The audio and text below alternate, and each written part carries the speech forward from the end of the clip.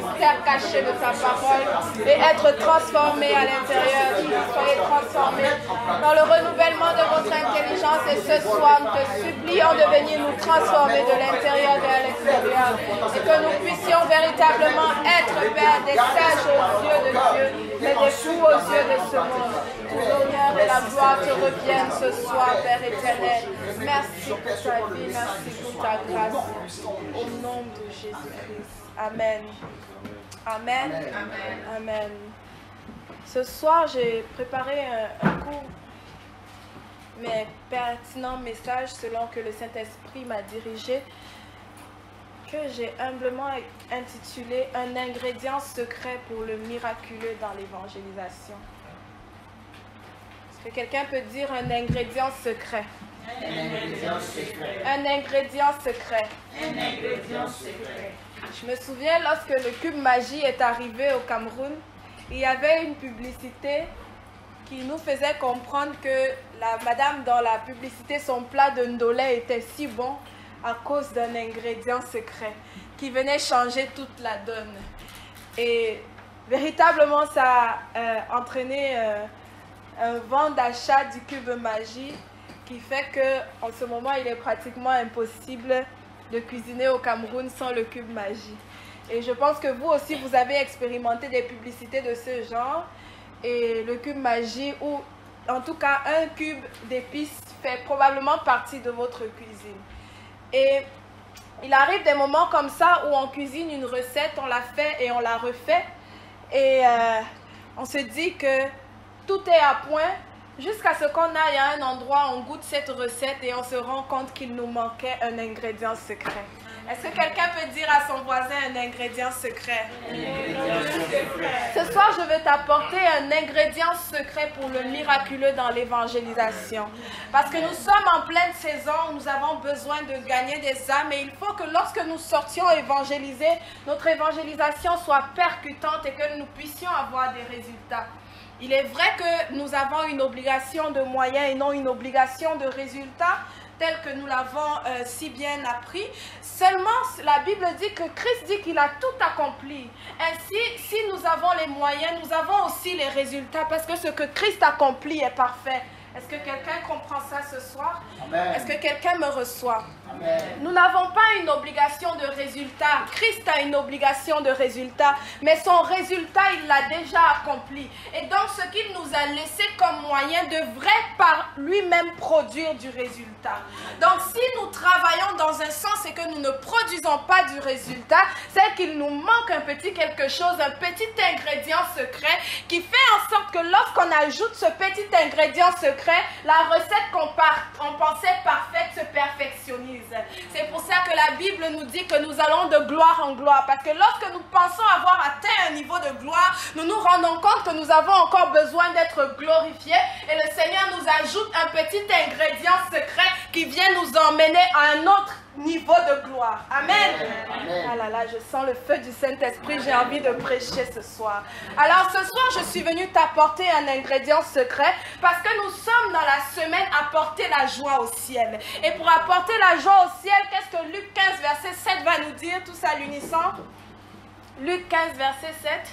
C'est le thème même de la semaine. Il y a de la joie dans le ciel pour une seule âme qui se répand plutôt que pour 99 autres qui n'ont pas besoin de repentance. Et si nous voulons qu'une seule âme se répande, nous avons besoin d'un seul ingrédient secret. Les autres, nous les connaissons. Ils ne sont plus secrets, ils ont été dévoilés. Ce sont des ingrédients que nous avons l'habitude d'utiliser. Nous avons déjà la recette de l'évangélisation. Mais force est de constater que les résultats se font rares.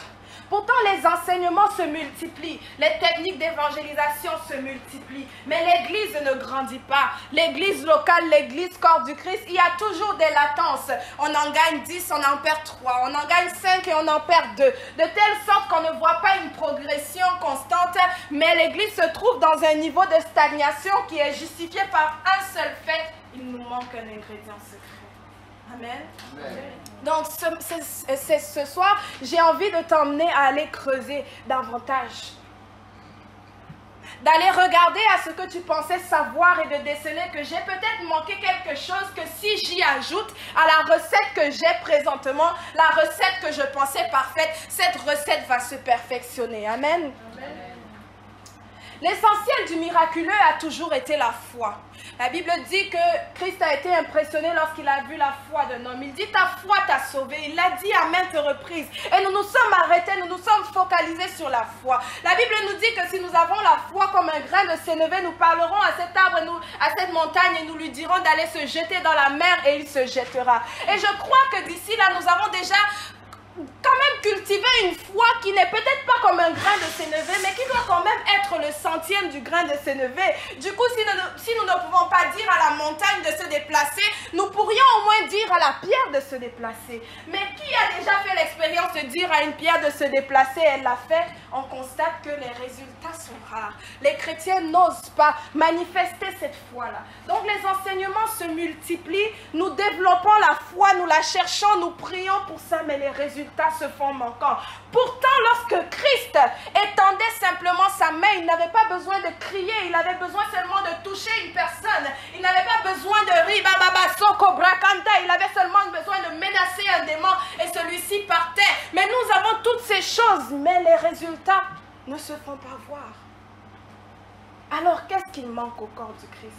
Qu'est-ce qu'il manque pour aller chercher ces âmes-là, ces brebis qui sont perdues? Nous avons le désir, nous avons la volonté, nous y mettons même les moyens. Nous investissons notre temps, notre argent, notre énergie, sacrifions nos moments en famille, sacrifions nos temps de repos, prenons des journées de congé au travail. Mais force est de constater que les disciples, ils ont fait 3000 chrétiens en une journée et nous n'arrivons pas à faire 10 dans toute une vie.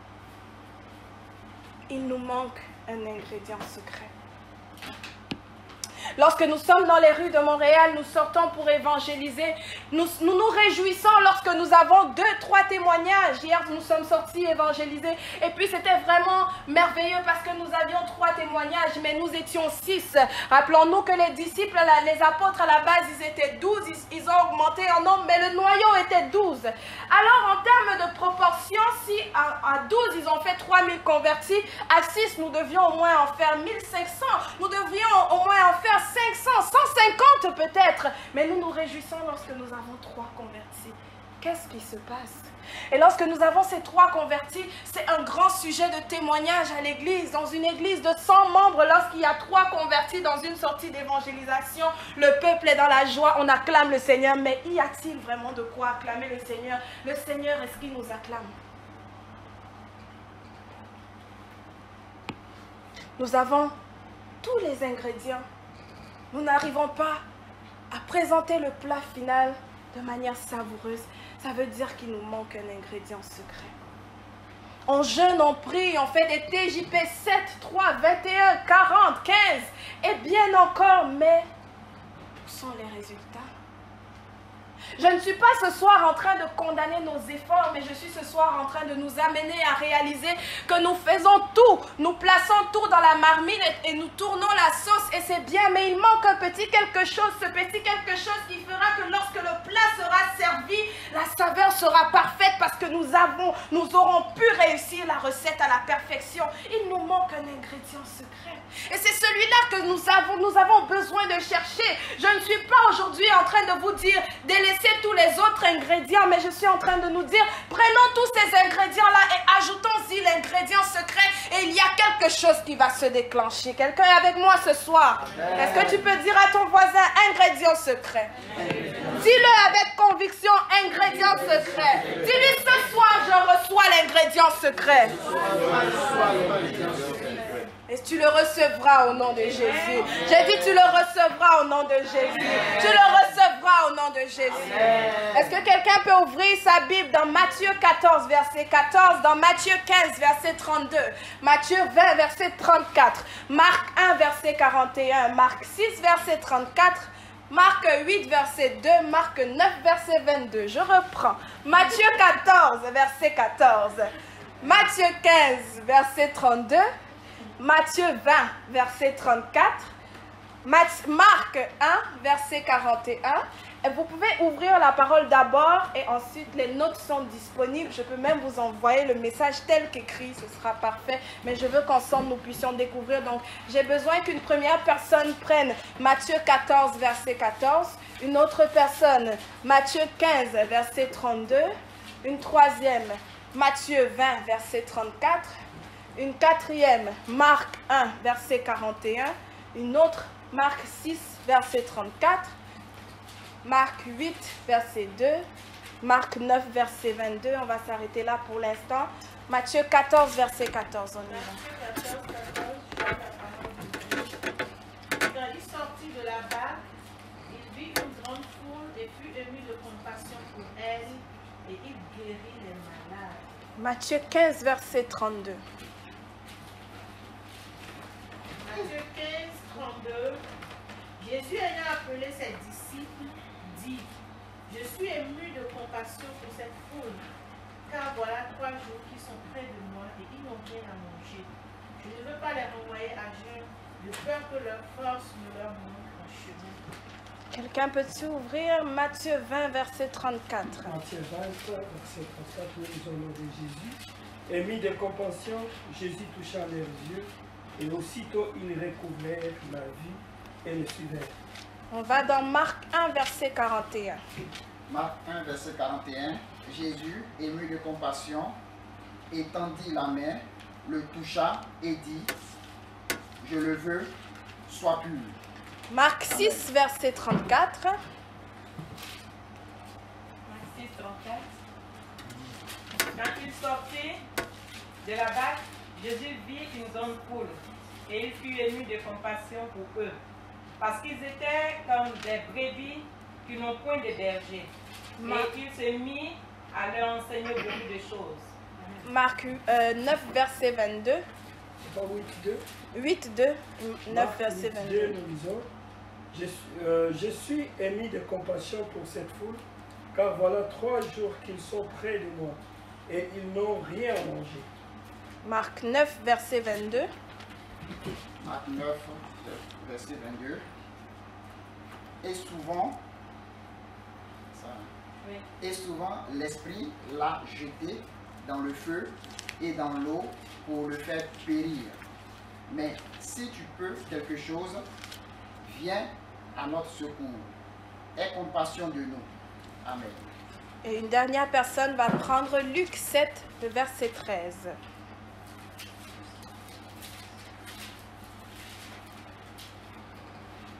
Le Seigneur l'ayant vue, fut ému de compassion pour elle et lui dit, ne pleure pas. Amen. J'ai voulu faire lire plusieurs textes et je pense que tout le monde aura décelé c'est quoi notre ingrédient secret. Et si vous ne l'avez pas fait, c'est la compassion. Je ne vais pas trop entretenir de mystère sur arriver à l'ingrédient secret, mais plutôt déceler le mystère qui se cache dans le fait d'avoir la compassion. La Bible nous cite un ensemble de témoignages de miracles que Jésus a performés et on constate une chose que juste avant que Jésus s'engage dans le miracle, les auteurs trouvent pertinent de nous mentionner que Jésus fut ému de compassion. Jésus fut ému de compassion pour cet homme, alors il étendit la main et le toucha. Il fut ému de compassion pour la foule, alors il dit à ses disciples, comment va-t-on faire pour les nourrir? Il fut ému de compassion pour ci et pour ça et pour ceci et pour cela. Et parce qu'il fut ému de compassion, il fit et quelque chose se produisit. Dit, il fut ému de compassion. Il fut ému de compassion. Il agit. Et quelque chose se produit. Je veux que tu puisses constater la chronologie des miracles de Jésus. Les miracles de Jésus ne commencent pas par ce qu'il a d'abord fait. Les miracles de Jésus commencent par ce qu'il a d'abord vu, ce qu'il a ressenti. Dans certains cas, il a constaté la foi de la personne et il lui a dit, va, ta foi t'a guéri. Mais dans d'autres cas où on s'attarde beaucoup moins, la Bible nous dit que Jésus fut ému de compassion. Et c'est à cause de cette compassion-là qu'il agit. Donc aujourd'hui, je veux te parler de cette compassion qui pousse à l'action. La compassion qui pousse à l'action. La Bible nous dit que la foi, il nous en sera fait selon notre foi, mais il y a une autre chose qui peut provoquer une action, c'est la compassion. Jésus eut de la compassion, alors il guérit. Il eut de la compassion, alors il nourrit. Il eut de la compassion, alors il ressuscita. Il eut de la compassion, alors il délivra. Lorsque la foi n'est pas engagée, la compassion peut être engagée et outrepasser la foi.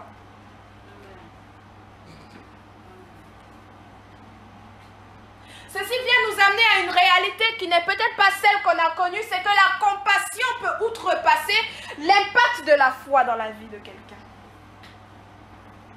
Nous avons été témoins de miracles dans la Bible où ce n'est pas la personne elle-même qui s'est présentée, c'est quelqu'un qui s'est présenté pour cette personne-là et une tierce personne a été guérie à cause de la foi de cette personne. Mais cette personne-là n'a pas juste eu foi. S'il fallait véritablement que la foi soit le seul ingrédient pour la guérison, il aurait fallu que ce soit la personne qui est malade qui manifeste sa foi pour être guérie. La personne qui manifeste la foi à la place d'une autre personne, elle n'a pas seulement la foi, elle a la compassion.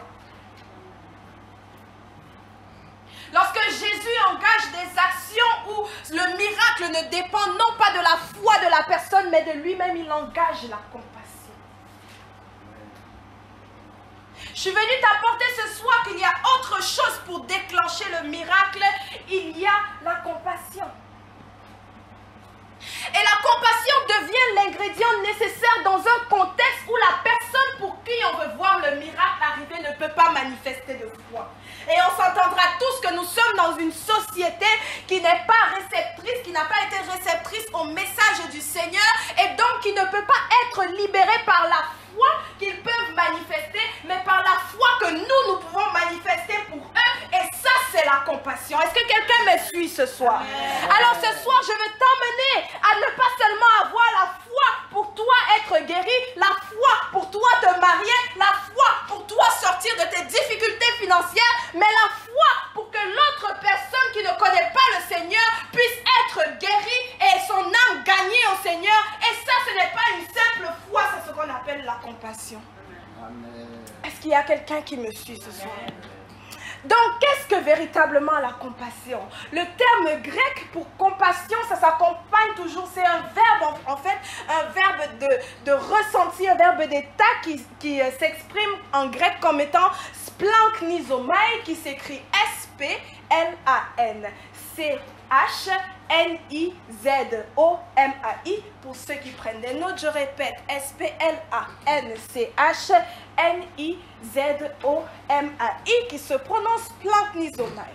Et qu'est-ce que ce mot signifie en grec? Ça veut dire sentir de la compassion, se sentir désolé pour, faire miséricorde, être rempli d'amour, être rempli de pitié, être bougé par la compassion, être bougé par l'amour et la compassion. La racine de ce verbe splanknizomai, c'est le mot splankna qui signifie viscère. Les viscères principaux qui sont le cœur, l'intestin et les poumons. Je suis en train de vous emmener quelque part, donc suivez bien le découpage des mots. Ce n'est pas plus important de l'écrire que de le comprendre véritablement, parce qu'il y a plus qui arrive. Amen. Donc ce terme splankna, quand on le combine avec zomai, ça veut littéralement dire avoir les viscères, avoir l'intérieur qui se retourne, qui se languissent, qui s'émeuvent. C'est un sentiment qui engage tous les organes internes. Pourquoi il s'agit du cœur, du poumon et des intestins? Parce que c'était les trois organes qui étaient significatifs d'un sentiment qui était véritablement, à cette époque-là, signifiait l'amour passionnel. On estimait que c'est à ce niveau-là, au niveau de ces intestins-là, que se développaient les sentiments passionnels. On va avoir des termes en anglais qui se traduisent comme le gut feeling, le sentiment de l'intérieur, du gut. Le gut, c'est comme l'intérieur, les boyaux. Ça se traduit très mal en français, mais il y a cette forte connotation que les sentiments sont reliés intérieurement aux viscères, aux organes viscéraux. Donc la compassion, c'est littéralement d'engager tous tes organes viscéraux à la sensation de l'autre. les organes viscéraux les plus passionnels. La compassion découle directement de l'amour. Ce verbe-là, qui signifie être bougé par l'amour, avoir l'intérieur qui se languit, engage forcément une action. Parce que dans le mot même, il y a l'idée qui est traduite, que ton intérieur lui-même est bougé. Et parce que l'intérieur est bougé, tu es contraint à bouger. Est-ce que quelqu'un me suit? Amen. Dans le dictionnaire de Google, on traduit la compassion comme étant une pitié sympathique et un souci pour les souffrances ou les misères de l'autre. Dans le latin ecclésiastique, c'est-à-dire le latin de la Bible, on peut traduire la compassion comme étant souffrir avec. La compassion, c'est donc ce qui bougeait Jésus à opérer le miraculeux dans la vie de ceux qui souffraient, en faisant fi de leur foi. Amen. Amen. Donc, je suis en train de nous emmener à un endroit qu'on n'a pas encore exploré. On a déjà exploré d'opérer le miraculeux par la foi. Mais maintenant, nous allons dans une dimension où Jésus opère dans le miraculeux au-delà de la foi.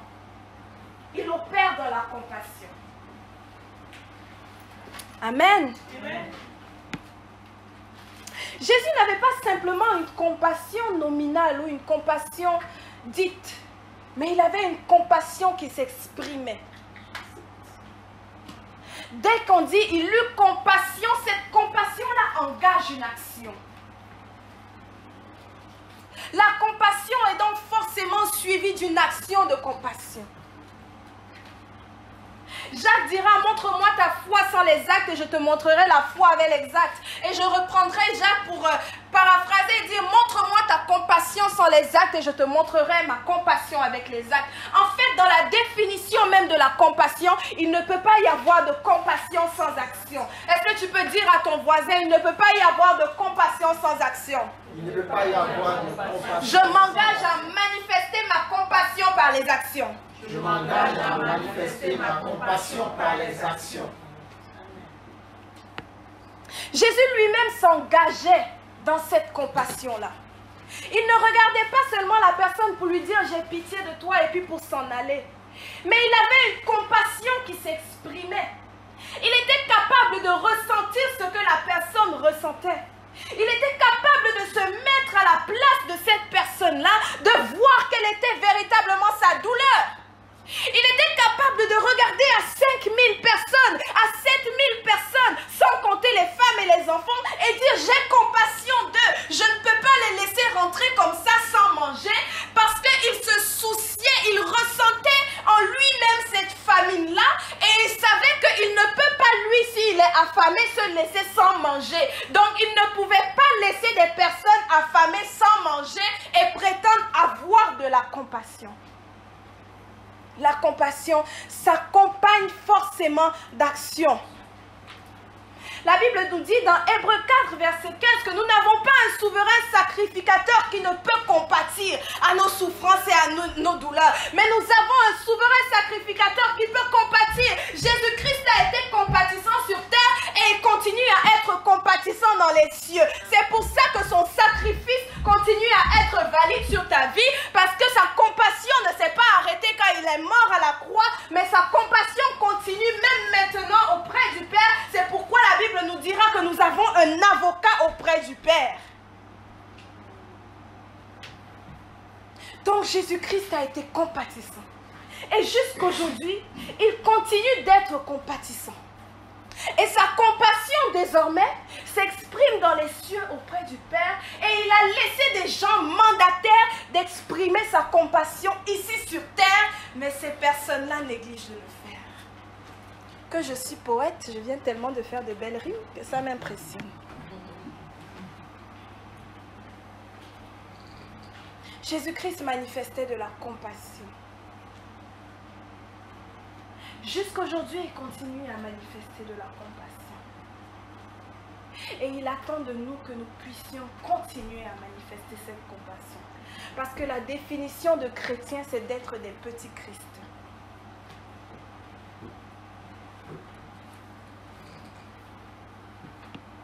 Et pourquoi Jésus-Christ manifestait cette compassion?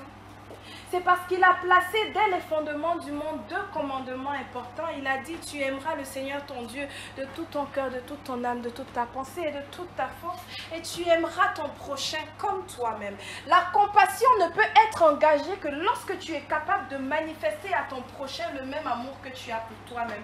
C'est pourquoi Jésus-Christ ne pouvait pas laisser les gens, il ne pouvait pas laisser les foules qui avaient certaines situations, il ne pouvait pas les laisser retourner. Parce qu'une fois qu'il se retrouvait devant toi avec ta souffrance, avec ta situation, il commençait à s'assimiler à ta souffrance, ce qui fait que ta souffrance devenait sa souffrance et il commençait maintenant à faire une action pour changer cela. Amen. Je suis en train de t'emmener à comprendre que la compassion n'est pas juste un sentiment, mais la compassion est une assimilation même à la personne de l'autre qui part du fait que tu ressentes de l'amour pour elle parce que tu aimes cette personne-là comme toi-même. Si tu te retrouvais dans une situation où tu as faim et tu as la capacité de t'offrir à manger, à moins que tu sois en train de jeûner pour une raison spécifique, tu t'offrirais à manger. La compassion exige que lorsque tu te retrouves devant une personne qui a faim, ce ne soit plus juste sa famine, ça devient ta famine. Au Cameroun, on dit, toi tu achètes le problème des gens. Le problème de la personne, ce n'est plus son problème, ça devient ton problème. Et parce que c'est ton problème, tu te dois de trouver une solution. La compassion pour le salut des âmes. Lorsque tu aimes ton prochain comme toi-même, tu peux lui manifester de la compassion. Mais lorsque tu aimes ton prochain, parce que l'amour c'est un commandement et que de toutes les façons, voilà, si tu ne veux pas qu'on dise que tu n'es pas un bon chrétien, alors tu vas faire ce qu'il faut pour avoir l'apparence du bon chrétien. Mais dès que l'effet de masse et l'effet de groupe et les gens qui peuvent te regarder ne sont plus là, ça s'arrête. Tu n'as jamais manifesté de la compassion. Tu as manifesté de l'hypocrisie avec grand H et tu n'es pas très loin de l'enfer. La Bible nous appelle à la compassion. Lorsque tu veux faire appel à la compassion, tu commences par faire appel à l'amour que tu as pour toi-même. Parce que la compassion part du sentiment d'amour. Alors tout à l'heure, j'étais en train d'expliquer que la racine splankna engage tout ce qui est les boyaux, les viscères, particulièrement les organes viscéraux qui étaient des signes de la grande passion, le cœur, les poumons et l'abdomen, les intestins. Lorsque tu splanknisomai, ça fait toujours très intellectuel quand tu balances un mot grec dans ta prédication. Splanknisomai, S-P-L-A-N-C-H-N-I-Z-O-M-A-I. Lorsque tu splanknisomai, tu manifestes de la compassion, tu as les boyaux qui languissent et cela active le Saint-Esprit. Je suis en train de vous emmener quelque part. La Bible déclare que celui qui croira en moi, des fleuves d'eau vive jailliront de son sein. Le français traduit cela comme sein, dans d'autres versions comme le cœur, mais le mot grec, c'est koilia, qui signifie ça jaillira de ton gut, de ton intérieur, de tes boyaux, de tes viscères. Lorsque tu splanknisomai, tu engages le splankna. Et dans ce splankna-là se trouve le koilia. Et c'est dans le koilia que le Saint-Esprit se trouve. Alors lorsque ton intérieur se retourne, tu es en train de retourner le Saint-Esprit et tu le forces à l'action. C'est pourquoi la compassion s'engage toujours de l'action. Parce que lorsque tu engages la compassion, tu engages la puissance du Saint-Esprit. C'est pourquoi la compassion qui est sincère, qui est réelle, qui est manifestée par une personne qui a reçu le Saint-Esprit, c'est-à-dire tout enfant de Dieu, parce que la Bible déclare que c'est le Saint-Esprit qui atteste en nous que nous sommes enfants de Dieu. Une compassion véritable manifestée au travers d'un enfant de Dieu ne peut qu'engager le miraculeux. Est-ce que quelqu'un me suit? La compassion vient bouger le Saint-Esprit.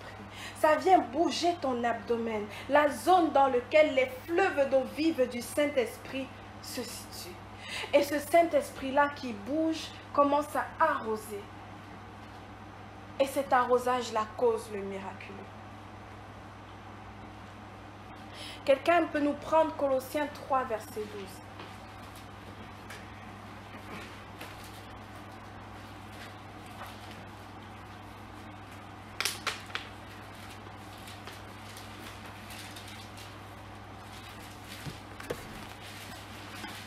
Ainsi donc, comme des élus de Dieu, saints et bien-aimés, revêtons d'entrailles, de miséricorde, de bonté, d'humilité, de douceur, de patience. Amen. La Bible nous dit, comme des élus de Dieu saints et bien-aimés, revêtez-vous d'entrailles de miséricorde. Pourquoi d'entrailles de miséricorde? Qu'on est en train de définir le terme splankna, c'est ça les entrailles. Les boyaux, l'intérieur, l'abdomen. Et Paul est ici en train de nous faire comprendre à quel point la miséricorde de laquelle il parle est glorieuse. Elle est interne.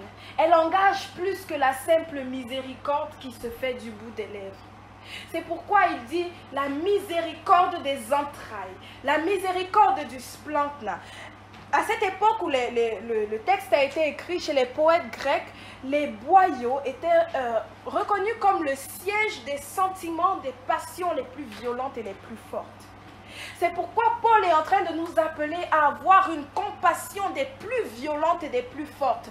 Une miséricorde, le terme miséricorde ici, est entrailles combinées, c'est ça qui fait la compassion. Une miséricorde qui vient des entrailles, une miséricorde qui vient du splankna. Ce n'est pas juste une simple miséricorde qui est passagère. Ce n'est pas juste une simple miséricorde qui se fait aujourd'hui et s'oublie demain. C'est une miséricorde qui engage le siège de toutes tes passions.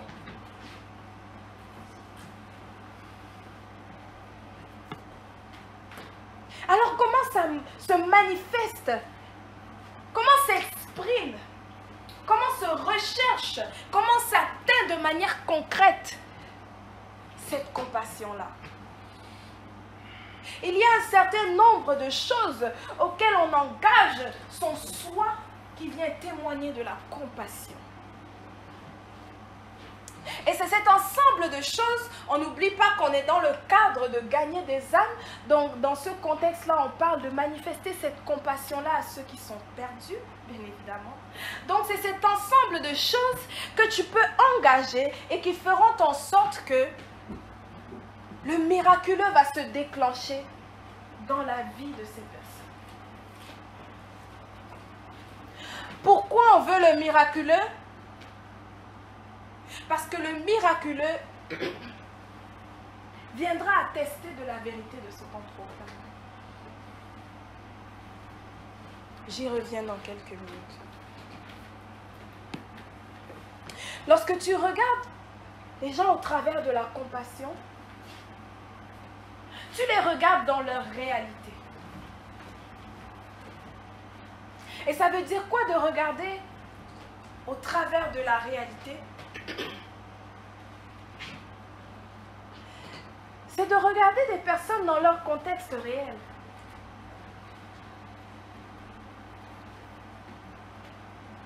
De regarder des personnes dans leur contexte socio-économique, politique. Nous parlons d'une nation canadienne, c'est de regarder la nation canadienne au travers de son histoire. C'est de regarder la nation canadienne au travers d'une nation qui à la base a commencé dans la chrétienté, qui a profané la chrétienté, qui est tellement loin dans la profanation de la chrétienté qu'ils ne sont même plus conscients qu'ils sont profanes.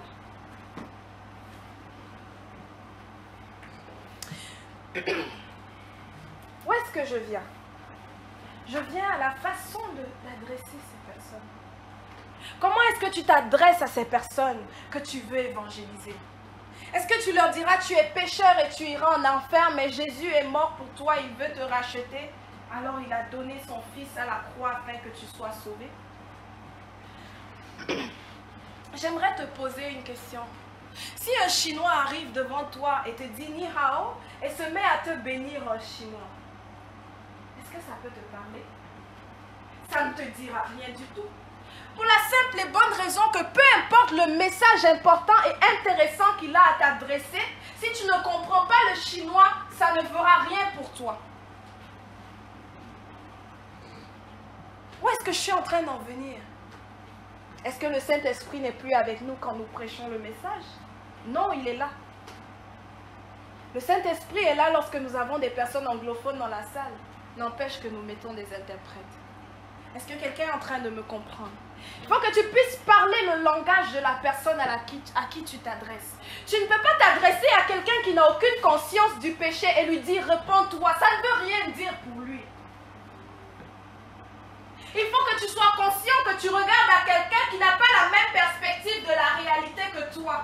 Toi, tu as la conscience du péché, c'est bien, tu ne pécheras plus. Mais lui, le péché ne veut rien dire pour lui. Alors tu dois trouver une façon de t'adresser à lui et de lui manifester cet amour de Christ qui va au-delà de « laisse ton péché ».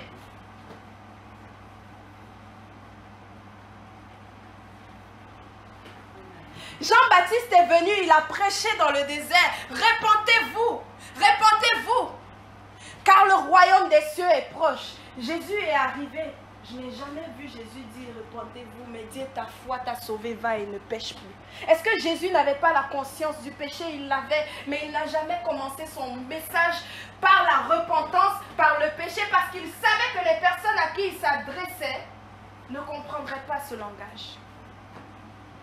Il est venu s'adresser à eux en leur disant « Sois délivré, sois guéri, reçois ci, reçois ça, va et ne pêche plus. » Tu as besoin de commencer de t'adresser à ces personnes qui ne parlent pas le même langage que toi, à t'intéresser assez à elles pour t'intéresser à leur langage et commencer à leur apporter le message dans ce langage-là. Au final, la personne prendra conscience de son péché. Au final, la personne se repentira. Mais toi qui as compassion d'elle, tu es conscient que ce dont il s'agit, ce n'est pas seulement d'accomplir tes bons devoirs de moralité en tant que chrétien et de dire ben, j'ai évangélisé. Mais évangéliser signifie transmettre la bonne nouvelle. Si tu as parlé à quelqu'un dans une langue et qu'il ne comprend pas, tu ne l'as jamais évangélisé. Tu ne lui as rien apporté. Parce que si quelqu'un vient t'annoncer la bonne nouvelle en lingala, il n'a rien fait pour toi. Mais s'il le fait à Daddy, Daddy peut être sauvé. Parce que Daddy comprend de quoi il s'agit. Mais toi, tu ne comprends rien. La compassion, c'est de savoir regarder à la personne dans sa réalité, de savoir regarder à la personne dans le langage qu'elle parle et de savoir lui communiquer ce que tu veux lui dire dans ce langage-là. Pour qu'elle puisse le recevoir et être sauvée. Pas juste pour que tu puisses dire j'ai accompli mon devoir.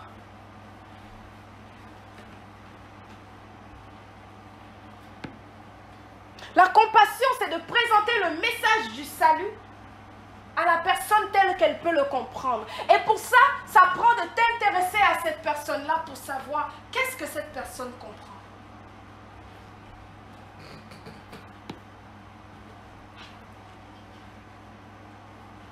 La compassion t'emmène à regarder à la personne pour qui elle est.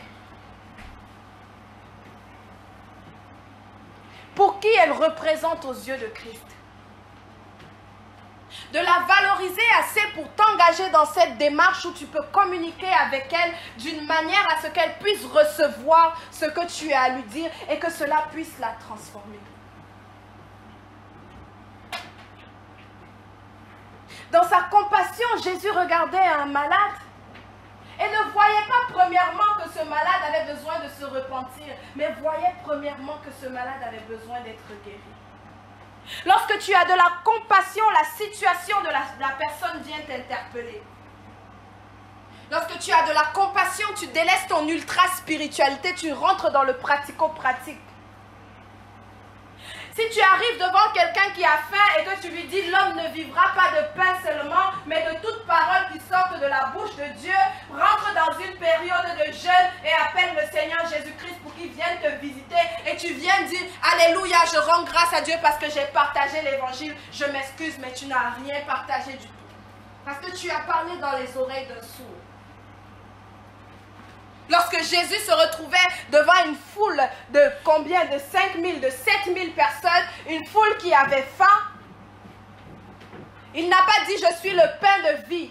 Il a dit à ses disciples « comment allons-nous les nourrir ?» Vous pensiez que Jésus à ce moment-là, il avait oublié qu'il était le pain de vie. Mais le fait qu'il soit le pain de vie n'était pas une réalité pour ces personnes-là. Ces personnes-là avaient véritablement besoin de pain et de poisson.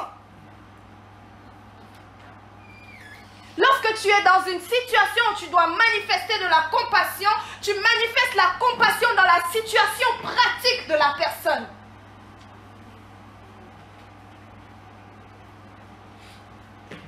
Mais combien souvent nous voulons nous montrer spirituels?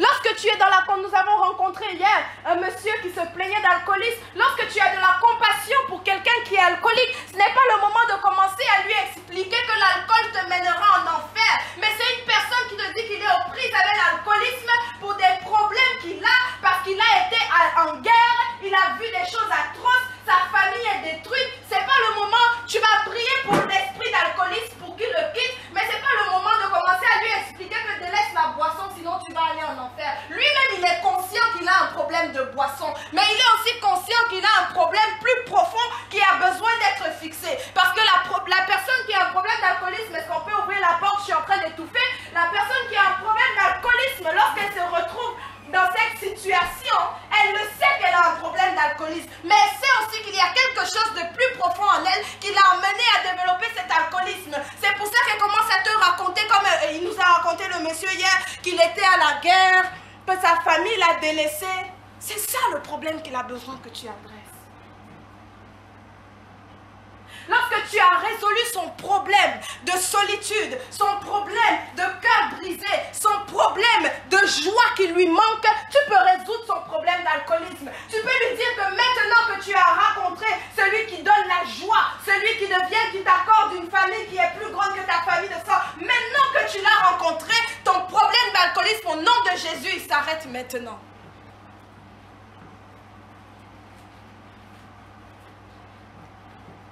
Est-ce que quelqu'un me comprend?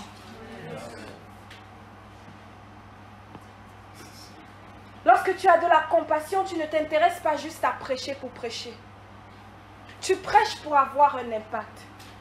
Ce qui fait que nous multiplions les prédications et les sorties d'évangélisation et les ci et les ça sans avoir de résultats, c'est que nous ne nous sommes jamais arrêtés pour nous demander est-ce que ces personnes-là nous comprennent? Est-ce que le message, il est passé? Parce que si on se posait la question, on se rendrait compte qu'elles ne nous comprennent pas.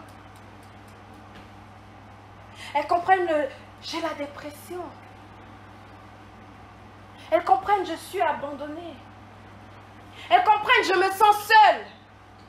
Je n'ai pas de famille. J'ai besoin d'aide.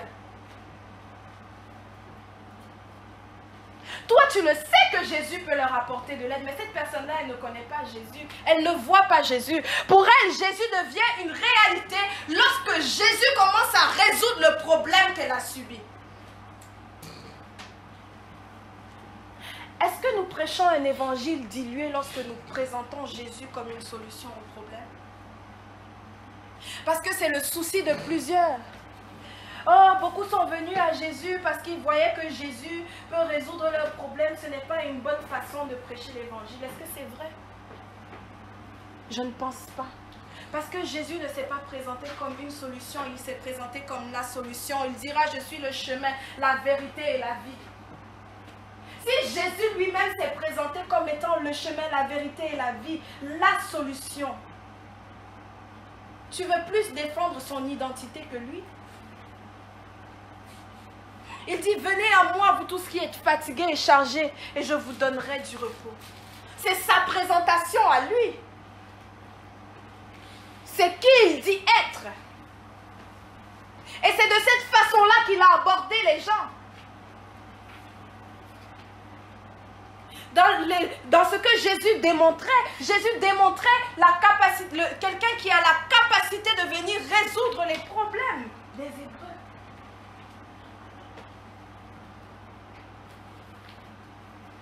Il s'est présenté comme quelqu'un qui peut nourrir. Il s'est présenté comme quelqu'un qui peut délivrer. Il s'est présenté comme quelqu'un qui peut guérir. La Bible nous dira que ceux qui sont spirituels comprennent toutes choses, mais ceux qui sont charnels ne comprennent pas les choses de l'esprit. Pour que quelqu'un qui est charnel puisse comprendre les choses de l'esprit, il faut qu'il y ait une manifestation charnelle qui témoigne du spirituel. C'est pourquoi Jésus nourrira une grande foule et pourra dire par la suite, je suis le pain de vie.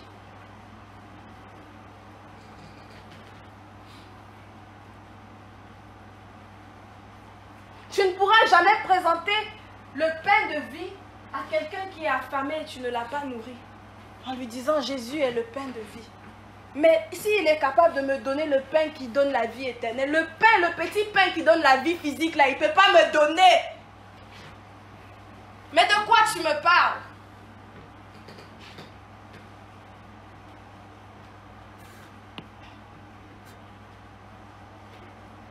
La compassion est un langage universel. La compassion, c'est le langage que Jésus a parlé. La compassion, c'est ce qui t'emmène à regarder une personne comme toi-même. La Bible dit que tu aimeras ton prochain comme toi-même. Quand tu t'aimes toi-même, quand tu te regardes, tu ne regardes pas que, quand je me regarde dans le miroir là, est-ce que je suis blanche ou je suis noire? Parce que vraiment pour bien m'aimer, tu ne regardes plus aux caractéristiques qui font la différence entre une personne et toi, parce que tu assimiles cette personne-là à toi-même.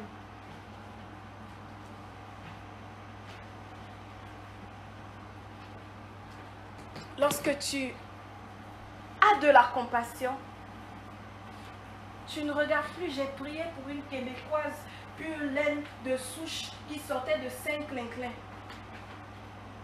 Ou que quand tu viennes témoigner, on dise, véritablement, si une Québécoise a donné sa vie à Christ, c'est que là, vraiment, le Saint-Esprit était à l'œuvre. Lorsque tu as de la compassion pour une personne, tu ne regardes plus ce qui fait de la différence entre cette personne-là et toi. Tu regardes cette personne-là comme toi-même. Qu'elle soit québécoise, qu'elle soit musulmane ou quoi d'autre, cela n'a pas d'importance. Ce qui importe, c'est que Jésus l'aime. Ce qui importe, c'est que tu dois manifester de manière pratique que Jésus l'aime. Pour que sa vie soit changée. La compassion que tu as pour les autres n'engagera jamais ces personnes-là à avoir de la compassion pour toi. Nous sommes dans une société où le racisme se manifeste. Le fait que toi tu aies de la compassion pour un raciste ne l'empêchera jamais d'être raciste à ton endroit. Mais j'aimerais juste te rappeler qu'il y a une personne des deux qui a le Saint-Esprit.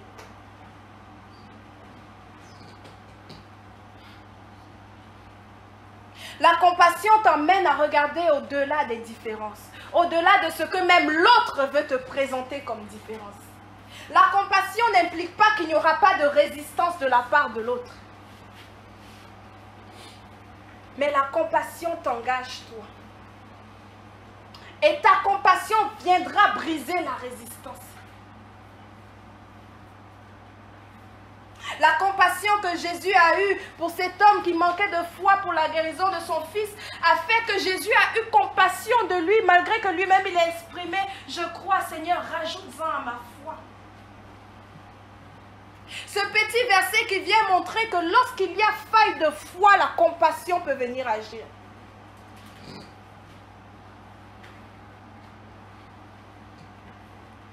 Quelqu'un nous ouvre rapidement Galates 3, verset 28 et quelqu'un d'autre, Colossiens 3, verset 11.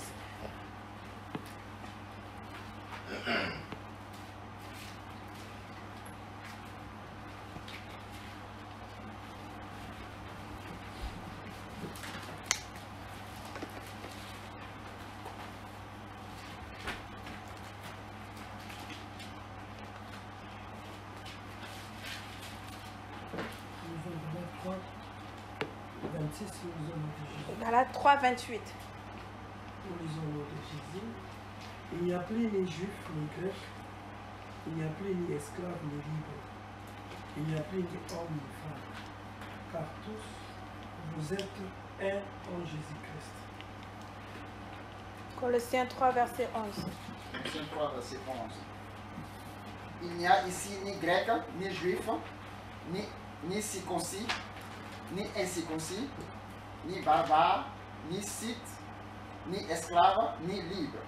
Mais Christ est tout et en tous. Tu peux continuer le verset 12 qu'on a lu tout à l'heure? 12. Ainsi donc, comme des élus de Dieu, saints et bien-aimés, revêtez-vous d'entrailles de miséricorde. C'est bon, merci. Galates 3, verset 28 vient nous parler du fait qu'il n'y ait plus de différence. Colossiens 3, verset 11 vient nous rappeler qu'il n'y a plus de différence et nous rappeler aussi qu'en plus du fait qu'il n'y ait plus de différence, parce qu'il n'y a plus de différence, nous devons manifester de la compassion. La compassion fait fi des différences.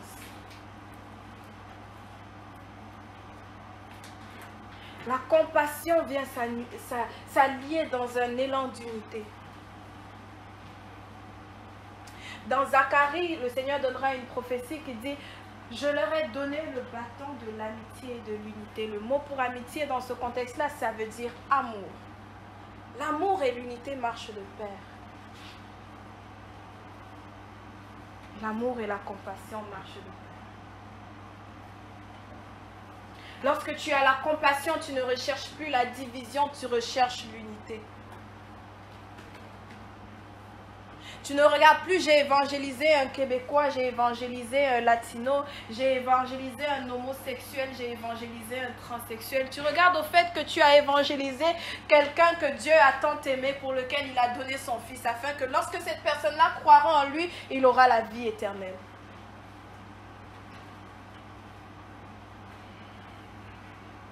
Lorsque tu évangélises une personne au travers de la compassion, tu évangélises une personne dans sa réalité actuelle.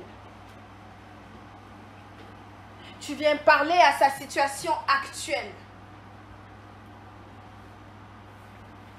Lorsque Jésus guérit les deux aveugles, il ne leur dit pas d'abord « suivez-moi ». Il les guérit. Et le passage juste après nous dira « et ils le suivirent ». Lorsque les apôtres sont sortis pour prêcher la bonne nouvelle, la Bible nous dira que le Saint-Esprit attestait de ce qu'ils faisaient par les signes et les prodiges et les miracles. Leur message de compassion était attesté par le Saint-Esprit. Ça entraînait la conversion.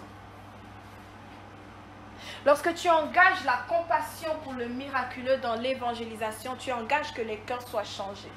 Parce que lorsque tu présentes le Dieu qui s'intéresse assez à eux pour venir changer leur situation, ils ont envie de suivre ce Dieu-là.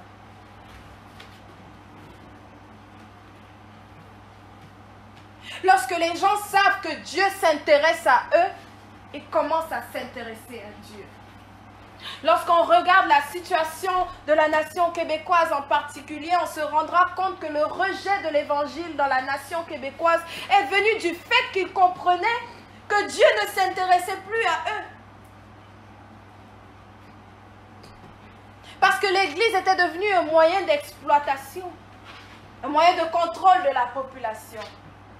Et lorsque l'Église a emmené un message selon lequel Dieu était plus intéressé parce que les gens pouvaient produire que par les gens eux-mêmes et le bien-être des gens eux-mêmes, ces gens ont rejeté Dieu parce que Dieu ne s'intéressait pas à eux selon le message et le message pratique qui était véhiculé par l'Église. Bien sûr, les messages, les liturgies d'amour et tout étaient dites, mais elles étaient dites et non manifestées. Alors ça a commencé à être clair dans la tête du peuple. Dieu ne s'intéresse pas à nous. Alors dans ta compassion, en ce moment où tu veux gagner des âmes, tu dois commencer à démontrer à ces personnes qui ont l'impression que Dieu ne s'intéresse pas à eux, qu'en fait il s'intéresse à eux. s'intéresse à eux dans leurs problèmes actuels, dans leur situation actuelle. Si nous sommes honnêtes avec nous-mêmes, nous reconnaîtrons que si Dieu arrête de s'intéresser à nos situations, nous allons commencer à douter de lui. En fait, lorsque Dieu commence à ne plus opérer dans nos vies, c'est le moment où on commence à avoir des doutes.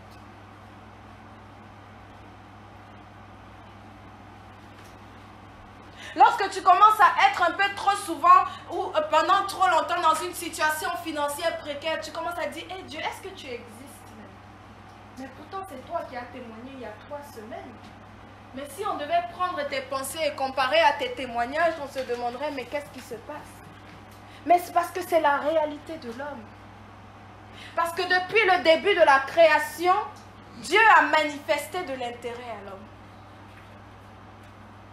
C'est pourquoi lorsque nous sommes dans une situation où nous avons l'impression que Dieu ne s'intéresse plus à nous, commençons à se demander, est-ce qu'il est là? Est-ce qu'il est réel? Est-ce qu'il agit? Quand bien même nous avons déjà témoigné à d'autres reprises.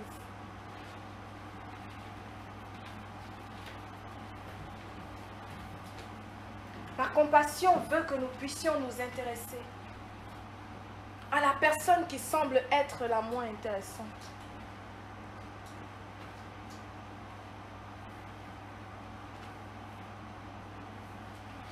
La compassion veut que nous allions au-delà de la marginalisation.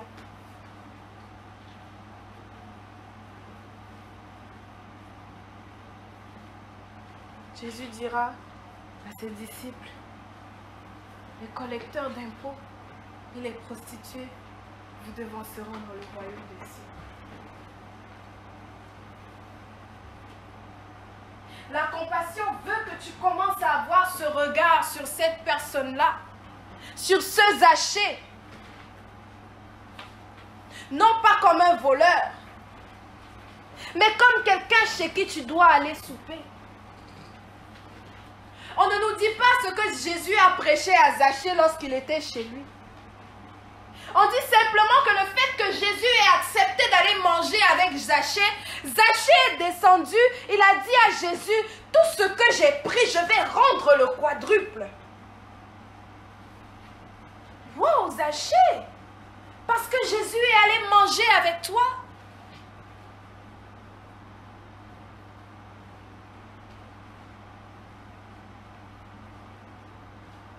Parce que Jésus s'est intéressé à toi. Marie de Béthanie, tu as cassé le parfum d'albâtre parce que Jésus s'est intéressé à toi. Tu as dit, je renonce à ce que j'ai de plus précieux parce que Jésus s'est intéressé à toi.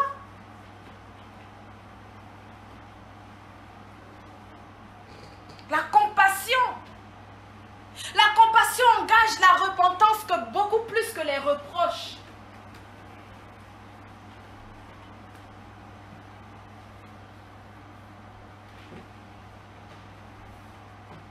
La compassion engage la main miraculeuse du Saint-Esprit. Tu veux gagner le Canada pour Christ? C'est merveilleux. Est-ce que tu connais le Canada? Est-ce que tu connais les problèmes du Canada? Est-ce que tu connais les difficultés des Canadiens, des Québécois? Est-ce que tu connais leur réalité? Est-ce que tu connais les endroits où ils se sentent rejetés?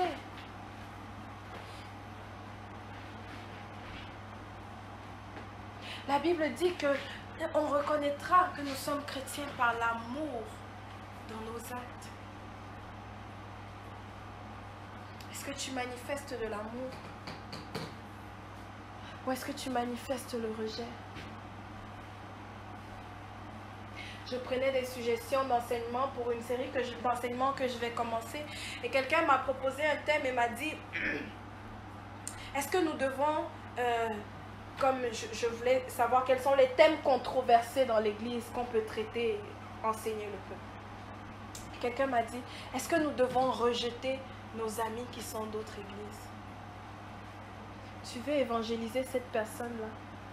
mais tu l'as déjà rejetée comme étant quelqu'un qui ira en enfer parce qu'elle fait telle ou telle chose.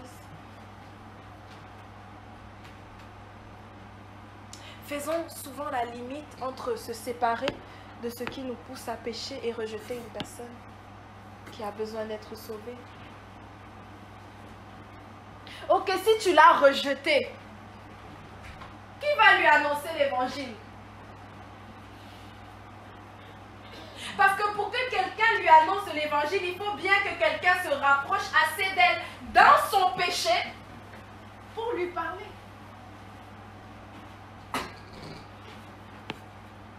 La Bible nous dira que Christ nous a aimés, Dieu nous a manifesté son amour alors que nous étions encore dans la boue.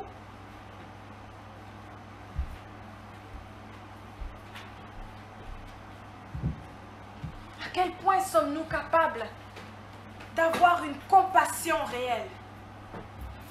À quel point sommes-nous capables de bouger nos entrailles pour les problèmes des autres comme si c'était nos problèmes?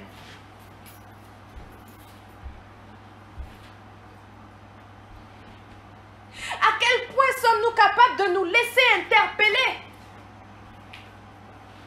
par le problème d'un transsexuel? De quelqu'un que tu regardes, tu vois qu'il a transitionné, il était un homme, il est devenu une femme. Mais toi, tu vas aller parler. Mon Dieu, les Québécois sont rendus dans la perdition. Voilà, garçon est devenu femme.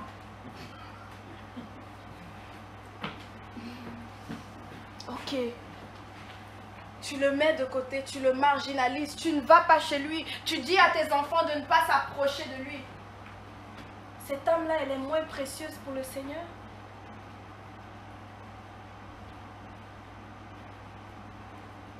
Nous prétendons que nous avons de la compassion. Mais vous remarquerez que lorsqu'un groupe de Noirs sort pour évangéliser, ils évangélisent les Noirs en premier.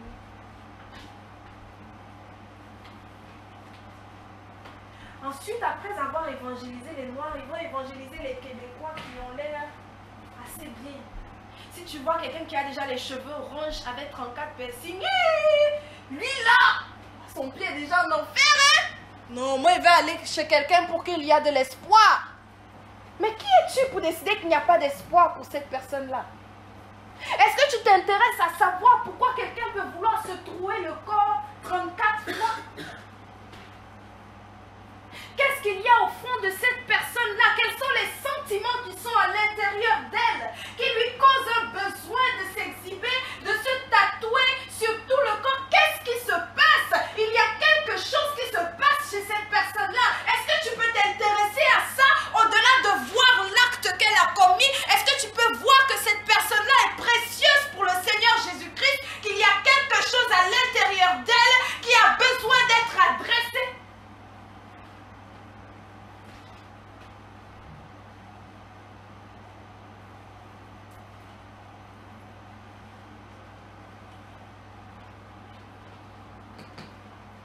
Est-ce que tu verras une fille qui est venue, qui ne connaît pas le Seigneur, qui est venue en petite jupe?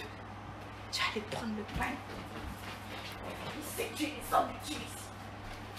Tu penses qu'avec une attitude comme ça, elle va revenir dans ton église?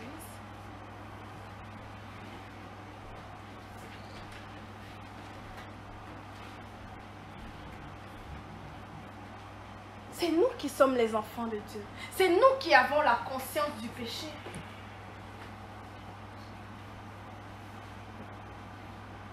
La Bible nous dira que Dieu n'est pas venu pour ceux qui sont bons, ceux qui se croient déjà justes.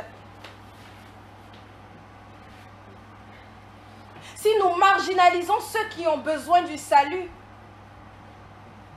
au final, nous décidons de le garder pour nous.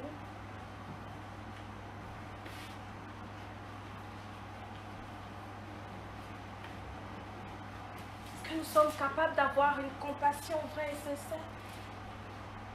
L'homme regarde à ce qui frappe aux yeux, mais l'Éternel regarde au cœur. Et la Bible nous dit, qui donc d'un homme peut savoir quelles sont ses pensées si ce n'est son esprit? Mais nous avons reçu l'Esprit de Dieu qui sonde toutes choses et nous donne les secrets de Dieu. Le Seigneur regarde au cœur, mais tu as l'Esprit de Dieu en toi qui est capable de sonder toutes choses. Et lorsque cet esprit-là doit commencer à sonder, c'est pour te dire que cette personne-là est précieuse aux yeux de Dieu.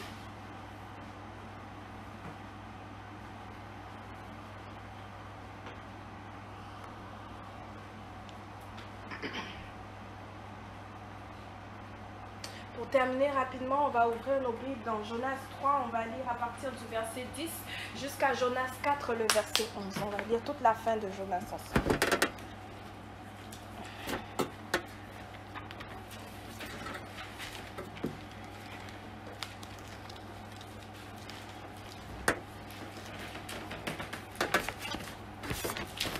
Jonas 3 à partir du verset 10. Jonas étant le livre dans l'Ancien Testament, dans les petits prophètes qui se situent après le livre d'Abdias. Jonas 3 à partir de 10. Dieu vit qu'ils agissaient ainsi et qu'ils revenaient de leur mauvaise voie. Alors Dieu se repentit du mal qu'il avait résolu de leur faire. Et il ne le fit pas. Jusqu'à 4, le verset 11. Cela depuis fort à Jonas et il fut irrité. Il implora l'Éternel et dit, ah Éternel, n'est-ce pas ce que je disais quand j'étais encore dans mon pays? C'est ce que je voulais prévenir en fuyant à Tarsis. Car je savais que tu es un Dieu compatissant et miséricordieux, lent à la colère et riche en bonté, et qui te repent du mal. Maintenant, Éternel, prends-moi donc la vie, car la mort m'est préférable à la vie. L'Éternel répondit, fais-tu bien de t'irriter? Et Jonas sortit de la ville et s'assit à l'orient de la ville. Là, il se fit une cabane et s'y tint à l'ombre, jusqu'à ce qu'il vit ce qui arriverait dans la ville. L'Éternel Dieu fit croître un ricin qui s'éleva au-dessus de Jonas pour donner de l'ombre sur sa tête et pour lui ôter son irritation. Jonas éprouva une grande joie à cause de ce ricin, mais le lendemain, à l'aurore, Dieu fit venir un ver qui piqua le ricin et le ricin sécha. Au lever du soleil, Dieu fit souffler un vent chaud d'Orient et le soleil frappa la tête de Jonas au point qu'il tomba en défaillance. Il demanda la mort et dit, la mort m'est préférable à la vie. Dieu dit à Jonas, fais-tu bien de t'irriter à cause du ricin? Et il répondit, je fais bien de m'irriter jusqu'à la mort. Et l'Éternel dit, tu as pitié du ricin qui ne t'a coûté aucune peine et que tu n'as pas fait croître, qui est né dans une nuit et qui a péri dans une nuit. Et moi, je n'aurai pas pitié de Ninive, la grande ville dans laquelle se trouvent plus de 120 000 hommes qui ne savent pas distinguer leur droite de leur gauche, et des animaux en grand nombre. La parole de l'Éternel fut adressée à Michée. Non, c'est bon. Merci. Amen. La Bible nous parle de l'histoire de Jonas qui devait quitter sa ville pour aller en Ninive annoncer la parole de l'Éternel. La ville de Ninive avait 40 jours pour se repentir de ses fautes, sinon elle allait être frappée de la colère du Seigneur. Et Jonas ne veut pas. Il fuit la face de l'Éternel. Et finalement, Jonas se décide, après plusieurs intempéries, à aller effectivement annoncer l'évangile. Et la ville de Ninive décide de se repentir. Le verset 10 nous le dit, ils décidaient de se tourner de leur mauvaise voie. Alors le Seigneur se repentit de la sentence qu'il avait prévue pour la ville de Jonas. Vous croyez que Jonas allait faire un festin pour célébrer les merveilles de l'Éternel, mais Jonas s'irrita. Et dis, ah Seigneur, je savais que tu étais comme ça. Je savais que tu étais compatissant. C'est pourquoi je ne voulais pas me lever pour aller annoncer. Des fois, nous sommes comme Jonas. Nous avons le salut des âmes, le salut des âmes, le salut des âmes du bout des lèvres, mais du fond du cœur, pas réellement. Nous disons, nous voulons que la nation soit sauvée, mais nous voyons telle personne et puis nous disons, oh, elle ne mérite pas d'être sauvée.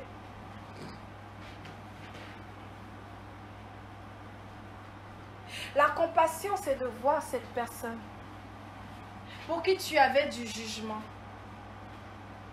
pour qui tu pensais que l'enfer était déjà proche, était derrière son pied. Et de dire, je vais aller annoncer la bonne nouvelle à cette personne-là. L'annoncer pas seulement en lui disant, réponds-toi, mais en lui parlant un langage qui va lui faire comprendre véritablement la repentance. Et à se réjouir lorsque ces personnes-là, effectivement, détournent leur cœur du mal. Nous disons avoir de la compassion pour les âmes, mais est-ce que nous sommes conscients de la multitude et de l'avancée du péché dans cette nation? Lorsque quelqu'un qui a réellement, effectivement transitionné d'homme à femme va se repentir, et on va avoir un mélange bizarre. Quand il arrêtera de prendre les hormones, on ne saura plus trop où il en est. Est-ce que tu vas toujours être content d'avoir annoncé la bonne nouvelle? Est-ce que tu seras fier de mettre cette personne-là dans les premières rangées? Tu vas dire, lui, il est trop bizarre, s'il vous plaît. Quand vous arrivez tôt, on remplit vite le devant, comme ça, lui, il s'assoit derrière. Quand on va filmer, il ne sera pas vu. Est-ce que tu vas être fier d'avoir cette personne-là qui a eu 15 avortements, qui est venue faire son témoignage? Ou tu vas dire, dans celle-là, on avait filmé son témoignage en direct. Maman Nina, quand elle arrive, essaye de la mettre un peu en arrière là. On va regarder les plus saints devant. Groupe musical, les pasteurs, les diacres, les anciens. Les gens qui ont eu déjà des témoignages bizarres là. On va les laisser en arrière. Est-ce que comme Jonas, tu vas t'attrister de la compassion de Dieu au point de dire, il vaut mieux que je meure?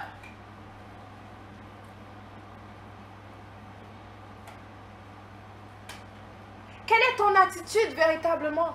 Parce que c'est très facile de clamer Canada pour Christ, Canada pour Christ. Mais est-ce que tu connais les réalités de la nation? Est-ce que tu connais les vices qui minent la nation? Est-ce que lorsque tu vas prier pour un alcoolique, il faudra lui faire un suivi? Parce qu'au-delà du fait qu'il y a l'esprit d'alcoolisme, il y a le fait qu'il a développé une dépendance à l'alcool. Donc entre le temps où tu vas prier et chasser l'esprit et le temps où il sera véritablement libre de l'alcoolisme, est-ce que tu vas accepter qu'un alcoolique arrive à l'église en sentant l'alcool?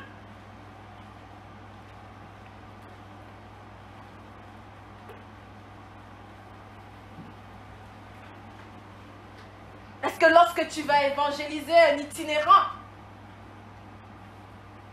tu vas chasser les esprits qui le commandent, mais qui n'aura que ses pantalons déchirés, sa mauvaise odeur, parce qu'il ne s'est pas lavé depuis on ne sait pas quand?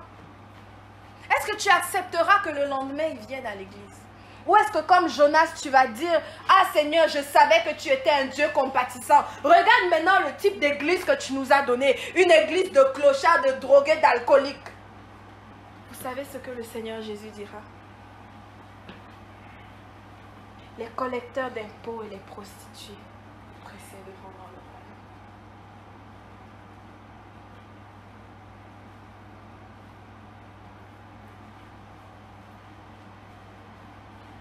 Il y a quelque chose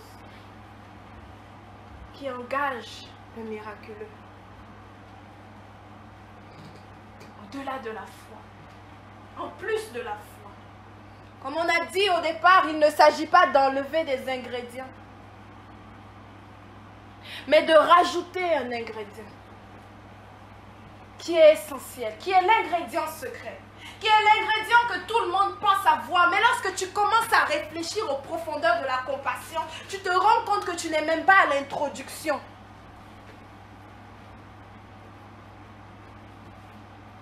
La compassion, c'est regarder la personne que tu verrais comme étant la pire et d'avoir quand même la conscience que Jésus l'aime.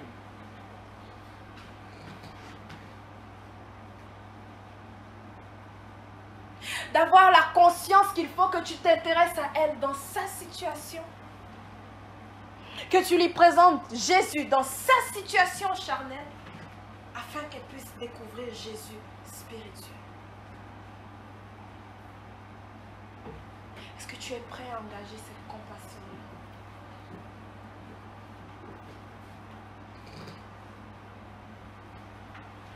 Est-ce que tu es prêt à engager cette compassion?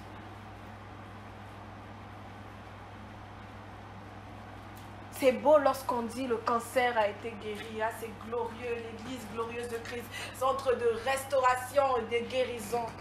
Mais quand on te dira un violeur a été guéri. Allons en prison prier pour les violeurs. Tu verras tes enfants. Tu diras, quoi? Lui là, il n'a qu'à mourir. 1 et 2 de moins sur la terre là. C'est plus safe pour nous.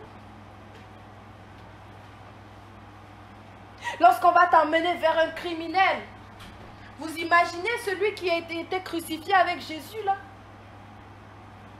Imaginez, on vous disait qu'on le relâche. Là, il dit, mais même s'il a donné sa vie à Christ, il n'est pas trop fiable. Hein. Il ne faut pas le garder en prison pour 6 mois au moins pour s'assurer que la compassion. Jésus a eu compassion même à la dernière seconde, à la dernière heure, cloué sur la croix. Quelqu'un qui était effectivement coupable de on ne sait combien de péchés. À cause d'une seule phrase, il lui a dit, à cet instant même tu seras avec moi. Pas demain, pas après-demain. Non, je ne vais pas aller évaluer ton cas. Je te dis qu'une fois que tu rends l'âme là, on se retrouve là-haut. Quoi, Jésus?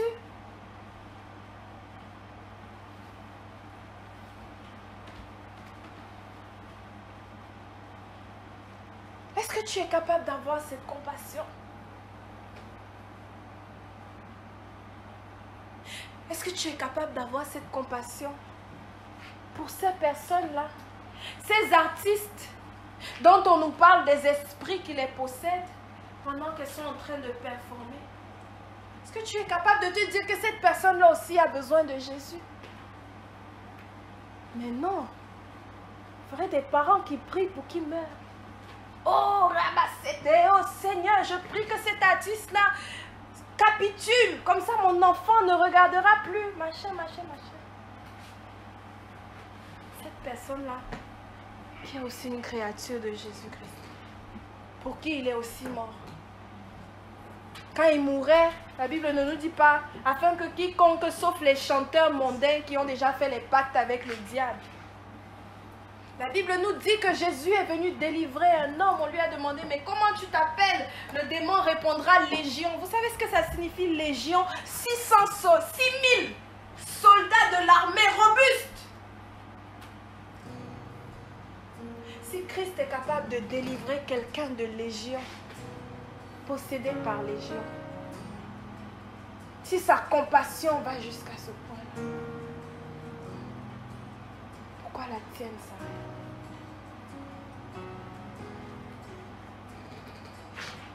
Ce soir, tu vas te lever et commencer à prier.